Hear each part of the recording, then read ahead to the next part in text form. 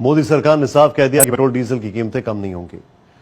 ना तो ये उसके हाथ में है और ना ही वो इसकी कोशिश करेगी। कांग्रेस के भारत बंद की खिंचाई करने के लिए सरकार के वकील रविशंकर प्रसाद जब सामने आए तो अपने ही जाल में गिरते गए। उन्होंने कहा कि पेट्रोल डीजल के दाम पर जनता को राहत देना संभव नहीं।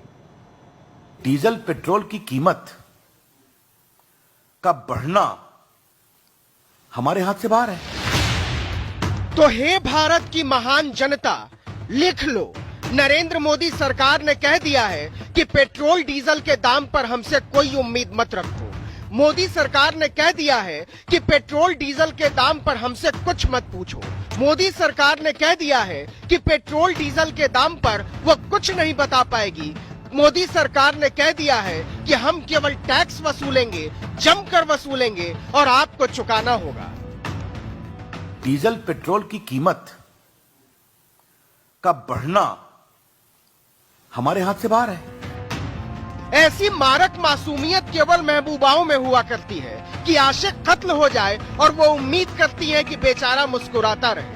रविशंकर प्रसाद ने पता नहीं ये क्यों नहीं कहा कि पेट्रोल डीजल के दाम पर नाकाम हो गई सरकार दरअसल भारत की जनता पर एहसान है कि हमने आपको देश सेवा का मौका दिया है जो पुरानी सरकारों ने कभी नहीं दिया। डीजल पेट्रोल की कीमत का बढ़ना हमारे हाथ से बाहर है। दरअसल मोदी सरकार पेट्रोल और डीजल के दाम के मामले में भावुक हो गई है। कभी साक्षात प्रधानमंत्री भावुक होते हैं, कभी पेट्रोलियम मंत्री, लेकिन इसका कोई कानूनी अर्थ नहीं था, इसलिए उसने इस भावुकता को कानूनी जामा पहनाने के लिए रविशंकर प्रसाद का वकालतनामा भेजा था। वेनेजुएला में राजनीतिक अस्थिरता है। ईरान के ऊपर अमेरिका के सैंक्शन का दबाव और प्रभाव है और जो अमेरिका में शेल गैस बनने वाली थी वो अभी तक प्रोडक्शन में नहीं आई। मतलब मोदी सरकार कह रही है कि भारत में तेल के दाम बढ़ने के लिए वेनेजुएला जिम्मेदार है। मोदी सरकार कह रही है कि भारत में तेल के दाम बढ़ने के लिए ईरान जिम्मेदार है। मोदी सरकार कह रही है कि भारत में तेल के दाम बढ़ने के लिए अमेरिका जिम्मेदार है। मोदी सरकार कह रही है कि सुनो भारतवासियों, तुम्हारी गर्दन तक चढ़ाई हमारी नाकामी के लिए कांगो जिम्मेदार है, इक्वाडोर जिम्मेदार है, अरब जिम्मेदार है, अल्जीरिया जिम्मेदार है, अंगोला जिम्मेदार है, बस हमसे कुछ मत पूछो। वेनेजुएला में राजनीतिक भयंकर अस्थिरता है। आपने देखा होगा कि वहां के राष्ट्रपति के ऊपर हमला करने की कोशिश की गई थी ड्रोन के द्वारा एक परेड में। ईरान के बारे में मैंने बताया, वहां सैंक्शन की समस्या है और शेल गैस का उत्पादन अमेरिका के द्वारा अभी नहीं हो पाया है पूरा।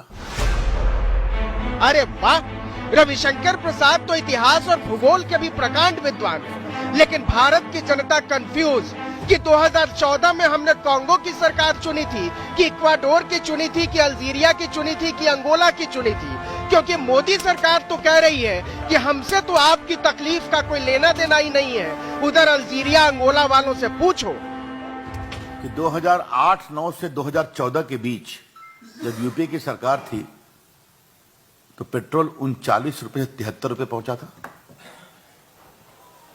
ये सच्चाई है या नहीं है? हमारे समय में कुछ बढ़ा है, पहले घटा भी था।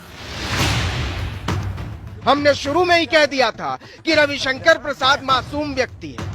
बताइए कोई मानता है ऐसे कि 2014 में हमारी बीजेपी के लोग जो सड़क पर उतरे थे पेट्रोल डीजल के बढ़ते दाम के खिलाफ, वो सारा का सारा फर्जी था। मतलब रविशंकर प्रसाद जो गले में कद्दू लटकाए घूम रहे थे उसका देश काल परिस्थितियों से कोई लेना देना ही नहीं था। मोदी मनमोहन सिंह से मजा ले रहे थे, वरना पता तो उनको भी था कि सरकार का कोई रोल नहीं है इसमें।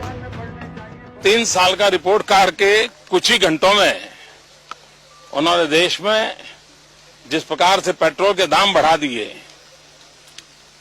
ये दिल्ली सरकार की शासन चलाने की नाकामयाबी का जीता जागता सबूत है। देश की जनता के अंदर भारी आक्रोश है।